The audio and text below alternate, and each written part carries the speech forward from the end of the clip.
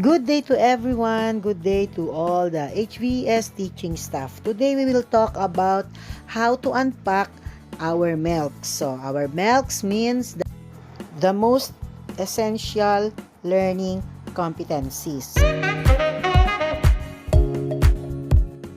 So what does unpacking a standard means? Unpacking or unwrapping a standard results in a form more easily translated into unit and daily lesson plans. This process helps educators zero in on what is essential for instruction. In other words, there are times na yung nakasulat po sa ating Melcs ay hindi pa rin siya ganon kasimple. It means na meron pa po siyang mga prerequisite skill or prerequisite knowledge na dapat malaman ng bata before he or she can do that competency. So, kailangan po sa paggawa natin ng daily lesson plan, we need to know if okay na or may kailangan malaman ang bata. Okay, why do we need to unpack? Number 1, to help us a guide in choosing the most important lesson. Kung marami po siyang prerequisite skill, piliin lang po natin yung basic, the important competency, essential competency in our lesson planning. And then number 2, to make the target standard or objective easy for the learners to achieve. O diba? When you do a lesson that is easy to achieve, you give confidence to your learners at lalo silang mag-enjoy na mag-aral kahit na distance learning pa yung ginagawa natin ngayon. So, what are the steps in unpacking? Okay, number 1, choose one competency in the Melc. So, I have chosen example, English grade 4, quarter 4. Nakalagay po doon, use the degrees of adjectives in making comparison. Positive degree, comparative degree, superlative degree. Step number 2, identify the target skills and prerequisite skills. Pag sinabing target skills, you need to look at the objective or the verb or pandiwa. Asan yung salitang kilos dyan? So, ang salitang kilos natin dyan is the word use. So, dapat po titingin tayo sa Bloom's taxonomy. Ito po yung Bloom's taxonomy. Makita nyo, it's a pyramid shape, hierarchy ng mga knowledge or kaalaman ng isang bata na tinuturuan natin. Of course, yung pinakamalapad, yun yung first step, marami makakagawa nun. The basic skill would be to remember the lesson. The next one is to understand, apply, analyze, evaluate, and create. So, habang tumataas po yung level ng pagkatuto, makikita nyo paunti ng paunti, paliit ng paliit yung space, so konti lang ang nakakagawa. Sa katapat po ng bawat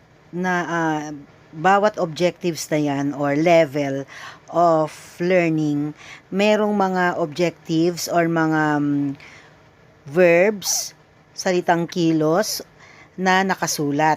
So, yung pinili natin kaninang Melcs, grade 4, English, quarter 4, nakalagay po doon, use the degrees of adjectives in making comparison. Doon sa Melcs na ginagawa natin kanina, ang nakalagay na objective doon, use the degree of adjectives in making comparison. As you can see, sa katapat po ng dito, sa bawat tapat ng level, remember, understand, apply, doon po natin makikita yung word na use.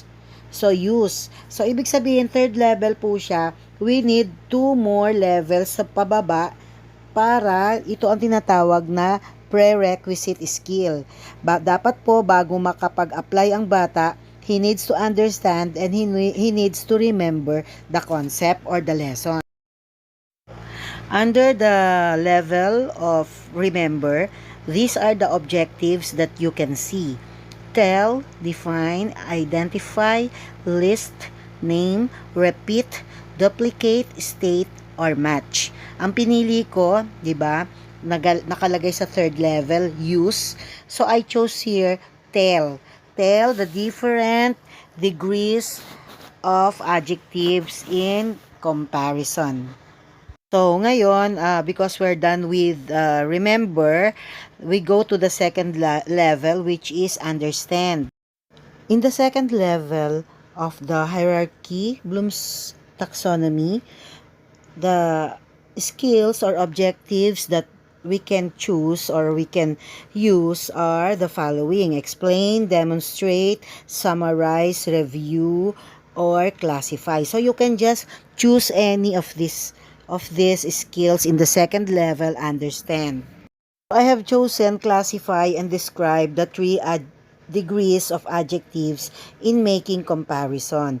So, ibig sabihin po, mga kaguro, before we go to apply, which is you need to tell the learners to use the degrees of adjectives, daan muna tayo sa remember and understand. And if we do like this, madadalian na po ang ating mga learners, madadalian na po sila. So as you can see, we're able to make three objectives. Na mag-umpisa po muna tayo sa remember, tell the 3 degrees of adjectives in making comparison. Then we go to understand, classify and explain the 3 degrees of adjectives in making comparison. Before we go to the one listed in the Melcs, apply, use the 3 degrees of adjectives in making comparison. So, kung sa isang lesson po, dadaan muna tayo sa remember, pasabi muna natin sa kanila kung ano yung 3 degree of comparison, and then daan tayo sa understand, o i-classify mo, describe, ano kaibahan ng 3 yun, before we go to apply, na sina yung gagamit, use the degrees of adjectives, then madadalian po yung ating mga bata, and we will be able to achieve the targets, the learning outcome that we would like to have. Kasi nga po, dumaan tayo doon sa hierarchy, dumaan tayo doon sa step by step, making the specific, simple to complex. Pinakamadali, remember, punta ka sa understand, punta ka sa apply. Okay? Thank you for listening.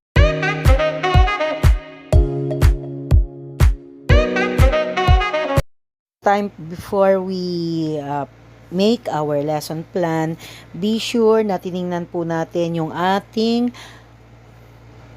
Bloom's taxonomy of objectives so that we will know kung yung ating Melcs ay mayroon bang kailangan na pre-requisite skills or not.